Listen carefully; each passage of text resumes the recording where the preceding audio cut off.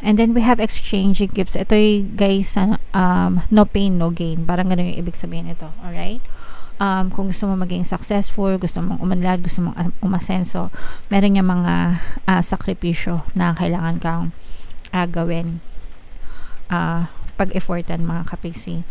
Kung gusto mo maging mayaman, 'di ba? Maging successful, kagaya ng mga ibang tao, yung mga taong successful, guys, hindi yan naging successful na wala yung sinakripisyo, no? They sacrifice time, effort, karunungan, sometimes relationship.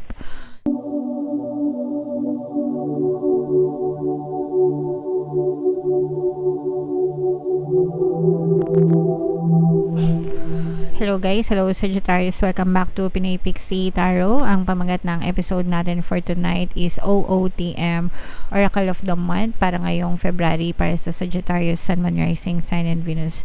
Meron tayong tatlong decks dito guys. Ito yung para sa spiritual messages, life messages, and then ito naman yung para sa love life mga kapiksi. Combination guys ng positive and negative energies. General reading lang mga kapiksi, pwede mag-resonate, pwedeng hindi. Unahin natin yung spiritual messages for you guys. Comment down below if feeling nyo naka-resonate kayo sa mga mensahe para sa inyo. So, yan. Sobrang ganda. Close up natin para mabasa natin. Hindi natin mabasa pag malayo. I always trust the direction of the universe and know I'm being guided. So, ito guys, kailangan nyo syempre magdasal, okay? Kapag nagdadasal kayo, palagi kayong ginagabayan mga kapiksi, and this is true for all guys, no? Always kayong matutong magtiwala, because you're always being guided towards the right direction. Sometimes yung mga gusto natin, kapag tayo ay mapapahamak, nakikialam, nagkakaroon ng tawag dito, divine intervention, no? Nakikialam yung mga spirits para hindi ka dalhin sa landas na yon, kasi pwedeng mapahamak ka, ganyan, kapag ginawa mo yon. That's why it's very important guys na palagi magdasal, no? Sa bawat desisyon na gagawin nyo, palagi kayo magdasal. If you don't feel comfortable, makinig kayo sa inyong intuition mga kapiksi, kasi yung intuition nyo, yan yung pamamaraan ng mga gabay natin para gabayan tayo sa tamang direksyon mga kapiksi. Sometimes comment down below if na-experience nyo na yun, no? Na sometimes meron kayong gustong gawin, pero pag nandyan na, parang nagdadalawang isip na kayo, hindi na kayo mapakali, diba? Parang gusto ng isip mo pero ayaw ng damdamin mo. Those are your spirit guides telling you na makinig ka sa intuition mo, okay? And you will always be guided to the right direction mga kapiksi, okay? So spend time sa pagdadasal mga kapiksi, no? Hindi ko alam kung syempre kanya-kanya naman tayo ng preference, pero hindi ko alam sa panahon ngayon, kasi di ba nagbabago na yung henerasyon ngayon. Yeah, pero sana yung pagdadasal mga kapiksi hindi natin inaalis bilang bahagi ng ating pang-araw-araw na gawain, kasi kailangan pa rin natin yan mga kapiksi. Alright? Okay, so comment down below guys if naunawaan nyo yan. Dito naman tayo sa live messages naman mga kapiksi. Habang sinashuffle ko to guys, panoorin nyo muna tong video natin regarding sa ating paano mag-manifest ng abundance video course. Kapiksi, sawa ka na ba sa mga struggles at hirap sa buhay mo? Masipag ka ba at masikap sa buhay ngunit hindi ka pa rin umaasenso? Ilang beses ka na bang nag-attempt magnegosyo at mag-invest pero palagi ka pa rin nalulugi? Sa pagkakataon na ito ay maaaring may subconscious beliefs ka na nagiging balakid sa iyong pag-unlad at pagyaman. Introducing, paano mag-manifest ng abundance video course. Dito ay matututunan mong ma-overcome ang mga balakid mo para tuluyan ka ng umunlad, umasenso, sumagana, maging matagumpay, successful at maswerte sa iyong kabuhayan, pera, trabaho, negosyo, salapi at kaperahan ng bonggang-bongga. Dali, mag-send na ng email sa pinoypixitaro@gmail.com at simulan na ang iyong pagyaman ngayon. Alright, so sabay-sabay tayo magpayaman ngayon 2024 mga kapiksi. Mag-avail na kayo ng course na yan kasi sobrang ganda talaga niyan guys. And good news, dahil ngayong January mga kapiksi ay magbibigay ako ng 1 free pampaswerte subliminal sa lahat na mag-avail ng course. Kaya mag-avail na kayo guys. So ito yung mga additional na mensahe para sa inyo mga kapiksi. Unang-una, not for you. merong bagay na hindi talaga para sa atin mga kapiksi, no? Kaya nga sabi ko sa inyo kanina, sometimes nagkakaroon ng divine intervention yung ating mga spirit guides mga kapiksi, para hindi kayo, sometimes nangyayari ito, hindi binibigay sa inyo kasi unang-una para hindi kayo mapahamak, 'di ba? Kasi minsan kahit gusto natin, hindi naman natin alam kung ano talaga yung nangyayari doon. So, para hindi kayo mapahamak, hindi siya binibigay sa inyo, okay? And then, sometimes naman, pwedeng may mga blocks kayo, no? The reason why it's not happening or hindi nyo siya nakikita sa inyong realities because hindi marami kayong blocks, ibig sabihin marami kayong balakid, kaya hindi siya nagmamanifest. Pangalawa, you may not like it that much, no? Kasi pagka hindi nyo binubuhos yung attention nyo doon, hindi talaga siya magmamanifest, hindi nyo siya makikita sa inyong physical reality mga kapiksi, kasi you don't like it much enough, no?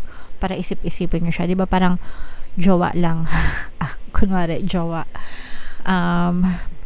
Pag gusto mo yung jowa mo, 'di ba? Palagi mo siyang iniisip-isip, 'di ba? So ganun. Pero pagka hindi mo masyadong gusto yung isang bagay or isang tao, hindi mo siya masyadong pinagbubuhusan ng attention, therefore it's not really for you. Okay? So tanggapin natin ng maluwag sa kalooban natin yung mga bagay na hindi talaga pinagkakaloob. Maybe it's really not for you, and this is also one way of saying na you deserve something better or there's something better for you na nakalaan. Okay? So wag tayong magtampo or wag sumama yung loob natin kapag hindi natin nakukuha yung isang bagay sa buhay natin. And then we have exchanging gifts. Ito guys, no pain, no gain. Parang ganun yung ibig sabihin ito. Alright? Kung gusto mo maging successful, gusto mong umunlad, gusto mong umasenso, meron yung mga sakripisyo na kailangan kang gawin, pag-effortan mga kapiksi. Kung gusto mo maging mayaman, di ba? Maging successful, kagaya ng mga ibang tao. Yung mga taong successful, guys, hindi yan naging successful na wala yung sinakripisyo, no? They sacrifice time, effort, karunungan, sometimes relationship, sometimes yung mga mahal nila sa buhay, nasa sakripisyo nila kasi limited, di ba? They're just focused on their goals, nawawalan sila ng time sa pamilya, sa mga mahal nila sa buhay, sometimes even yung sarili nilang kalusugan, nasa-sacrifice nila para lang ma-achieve nila yung mga desires na gusto nila sa buhay. So that's for everyone, mga kapiksi, no? Kung gusto nyong umunlad, umasenso, sumagana, you have to make some kind of sacrifice mga kapiksi in order for you to achieve those goals. Okay? And then the universe will definitely give you the rewards that you deserve based on your efforts. Palagi ko naman sinasabi sa inyo yan, guys. The universe always give you what you deserve, guys. Okay? So, A for effort tayo, guys. Para talagang ma-achieve natin yung mga bagay na gusto natin. Okay? So, ito naman yung mga life messages. Then, dito naman, guys, is mga love life messages naman. So, shuffle natin to. Habang sinashuffle natin to, guys, naka-flash sa screen nyo yung ating email coaching, Manifest Your Desires Using the Law of Attraction. If meron kayong mga specific na gusto nyo i-manifest, guys, pwedeng love and relationship, pwedeng money or career, pwede kayong magpabook ng email coaching session with me. Mag-send lang kayo, guys, ng email sa pinaypixietarot@gmail.com. So, ito guys, sobrang kilig ng energy na to. Sobrang kilig ng mga messages na to. Kasi we have Teddy Bear and Paradise. So, ito, ibig sabihin nito, guys, love is in the air. Para sa inyo, saktong-sakto kasi this is for February, no? So, ang February, syempre is Feb-ibig, diba? Araw ng mga puso. So, kilig-kilig naman kayo dyan, Sagittarius, kasi talagang yung person nyo, or pwedeng kayo, no? Pwedeng energy nyo, or energy ng person nyo, or pwedeng energy nyo parehas. Very interested in you, very invested sa'yo. Ibig sabihin, mahal na mahal ka nitong person na to, yung romance, yung pag-ibig, yung connection, nandun talaga na sumisibo, lumalalim. Feeling ko yung iba sa inyo parang lalo pang lumalalim yung pagmamahalan nyo as days go by, okay? and there's a lot of happiness and joy here. Maraming flirting, pakilig-kilig sa text, sa call, sa tawag, ganyan-ganyan. Nandun yung flirting, playfulness, 'di ba? Ganun yan mga mga early stages to ng relationship. So pwedeng nasa early stage pa lang kayo ng relationship. Pero sometimes guys, even if wala na kayo sa early stage, no? Depende pa rin yan sa inyo kung paano nyo minimaintain yung inyong relationship. Pero definitely guys, you're just enjoying each other's company, as in masayang-masaya kayo sa relationship nyo, mahal na mahal nyo isa't isa. For some of you, no, maaaring nasa honeymoon stage din kayo, or literal na pwede kayo mag-honeymoon ng person mo, baka may honeymoon travel kayo, ganyan, dahil Feb-ibig nga, di ba? Or kahit naman na hindi kayo lumabas, pero parang nasa honeymoon phase, nasa honeymoon stage. Pag nasa honeymoon stage, yan talaga yung punong-puno ng pagmamahala, na parang nagpo-fireworks. Parang punong-puno ng fireworks yung kalangitan dahil sa pagmamahala nyo sa isa't isa, mga kapiksi. So, i-mind nyo na to guys sa comment section, di ba? Mine honeymoon phase, mine honeymoon stage, harmonious relationship, punong-puno ng pagmamahalan, ganyan-ganyan, para talaga ma-experience nyo siya, mga kapiksi. Sa relationship nyo. May mga subliminals tayo guys, relationship subliminals, no? Para ma-maintain ang inyong pagmamahalan. Usually, yung mga subliminals natin para ma-resolve yung mga love problems nyo, pero for maintenance, pwedeng yung pakinggan guys, para talagang ma-maintain yung long-lasting relationship nyo ng inyong partner o specific person. Okay? Alright. So, yeah. Yan ang iyong reading. Oracle messages. Sagittarius, comment down below kung saan ka naka-resonate guys. Dito ba sa spiritual, dito ba sa life, or dito ba sa love life? Comment down below, mga kapiksi.